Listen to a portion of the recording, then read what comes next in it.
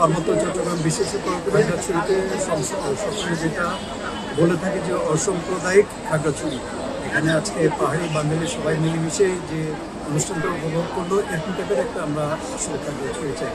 তো এখানে এসে আমার খুবই ভালো লাগছে। ভবিষ্যতে আমরা চাই যে এরকম টাইপের অনুষ্ঠানগুলোতে আমরা পাহাড়ি বাঙালি সবাই একত্রে মিলেমিশে করবো।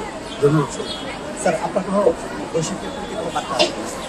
না, সকলে ভালো থাকবেন। এখানে যে বার্তাটা দেখলাম যে নতুন দিনের নতুন আলোয় নতুন জীবন গড়ে, জরাজীর্ণ সাম্প্রদায়িকতা ভুলে সম্প্রীতির হাত ধরে।